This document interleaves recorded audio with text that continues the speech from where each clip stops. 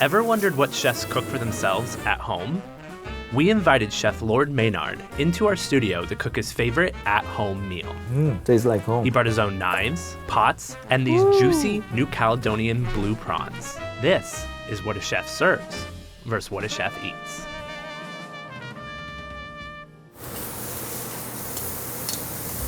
I've been doing this career for like almost 20 years. In 2019, I decided to leave my last job and to open my restaurant. What I serve is more Southern Tagalog cuisine. This is the story of my childhood food memories that I like to eat. Filipino food done my way because I'm doing traditional Filipino flavors that I remember back home, but I'm using classic techniques that I learned in the States. So what I'm making today is the Kuya tray, which is Java rice, Pancit Chami, long top silog, sweet sausage, and then Achara. You ready to start cooking? Yeah. So we're doing the Pancit first, Pancit Chami.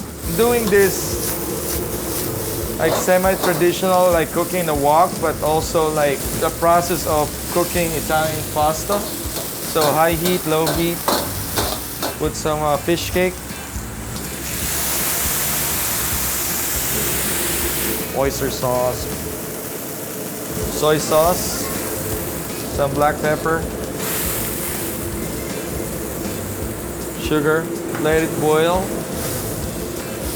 So this is the Pancit Chami, we call it Mickey. It's like made out of egg wheat noodles, similar to like tagliatelle. So very important on cooking, you always taste. Perfect. So I'm just like letting it reduce and make the liquid thicker from the starch from the noodles. This is one of my secret. This is like usually don't see on pancit making. Put like some fat like the French do, just balance it out. Lastly, put some cabbage. Toss it. And you guys have a pancit chami. Whenever I'm in the line and I'm busy in cooking, that's the time that I'm removing myself from stress. All I care is like cook the best as I can, and hearing and seeing people who's here giving the nod, you know, makes my heart a fulfillment. It's priceless. How much work goes into one dish? Per dish, our prep is usually like a week for like a single ingredients. Even my vinegar, I make that at home. I was fermenting that for 2 years. Bring your nose here. I want you to smell it. Oh, Smell it? It smells so savory. It doesn't like attack the nose. It like makes me want to jump in. But the spice you get there, right? Yeah. For Filipinos, there's also a joke. Suka means vinegar, but also meaning, what is it? Like throw up. I know it's a bad joke. Grill is perfectly hot. So this is the prime short ribs that we slice thinly, and this is all pre-marinated. This is just like putting some curry oil in it. When I put it in the grill, it adds like more flavor to the beef. I like to work with wood and also charcoal because it reminds me of home. In our province, like some of them, they're still using charcoal or wood for like cooking. This is the Java rice. We steam it and then we basically season it with garlic annatto oil, some fish sauce. And this is the achara. Usually we put black raisins in it, but I like currants. Tomato cucumber salad with red onions and shrimp paste vinaigrette. And this is it. Served with house-made spiced vinegar. Can we try it? Yeah, please. You guys hungry? I hope so. It's a big bite. This is for me? Yes, sir. Holy cow. That is so good. You guys have to try this. Go, go. That makes me so happy.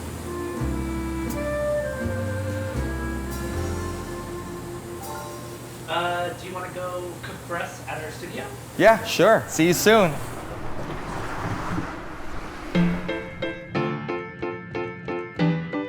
What time Yep. do you usually get off? Usually I get off normally like 11:30. Latest is 1 a.m. or 2. Usually when I go home, like I just want to eat. Like I don't want to do anything. Do you usually eat when you get home? Usually I like simple foods, like easy to eat, like spam and eggs, sardines. It's so easy. Open the can, put in a bowl, and heat it up in the microwave with, like hot white rice. And I'll be happy for the night. What are you gonna make for us today? So I'm making, actually I was supposed to do just spam and egg, but my wife forced me to do a sinigang. She is actually better Filipino cook than me, like cooking like Filipino food. So let's start. So like I said, usually it's a one-pot cookery. I'm gonna sweat the onions and garlic. I'm gonna add the tomatoes. This is gonna add some acidity on the soup. I like to press the tomatoes a little bit to get that sweet acid. Then I'll add the water. So I'm gonna let it boil. Right now it's already developing its own flavor without putting the base, the tamarind base. So usually like this is what we get from the store.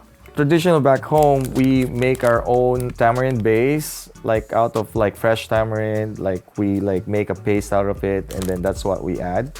But for convenience at home, you don't really want to do that. We just buy this packet and then we'll adjust by taste if we need to add more. Is that your favorite brand? I like that, yeah, favorite brand. Or sometimes you can get this from the Thai restaurant. This is like tamarind paste. They better pay me on this endorsing. So, woo!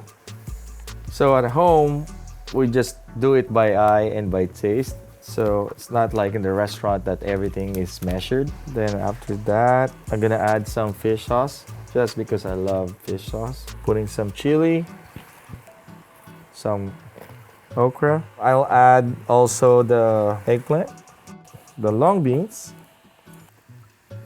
Let them cook. How does your wife and kids like your cooking?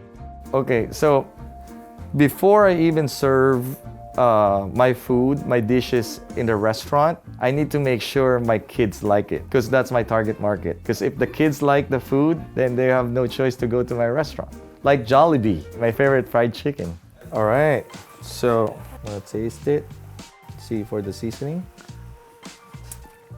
It's good, but you need a little bit more of the tamarind. Now I'm adding a little bit salt and a little bit more fish sauce. Then now I'm adding the daikon. Vegetables are almost done cooking. So I'm basically blanching it for 2 minutes and in the soup, and then that should be ready, and then we'll add the prawns. When would you eat something like this? Is this an every week meal, once a month thing, or? Sinigang usually like probably twice a month. What I'm doing is sinigang with prawns, but usually like we have pork belly or like pork shoulder. We can cook that like once a week. All right, so now the vegetables are cooked. Now I'm gonna add the kangkong and the prawns. Near the ocean, we have like a seaport. We have the freshest, seafood that we can get in our hometown. So usually we're gonna have prawns like this big. But here, what I'm using here is what the prawns that I use in the restaurant, which is New Caledonia blue prawns. It's originated from France. Now let's try and taste. Oh, it needs more tamarind. So add more tamarind. Ooh, that spice from the chili is good. And then I'll add some more fish sauce, like again, because I like fish sauce. Let it boil for a second, and then I'm gonna have Gigi try this. Hey, Gigi, can you do the honors, please?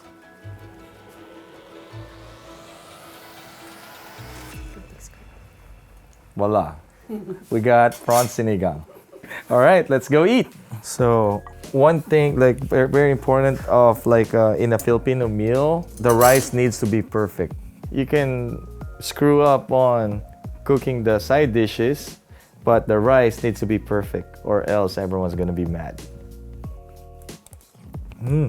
Tastes like home. Would you serve this dish in your restaurant? Absolutely, yeah. Well, I have a high-end version of this. What is your advice for at-home cooks? I think my only advice for home cooks is just like, just be true to yourself and, like the simple the better. Don't overcomplicate things. For example, sous vide or something, it's cool to learn that, but stick to yourself and stick to like what you know and also like what you love to eat. I think that's what I can say.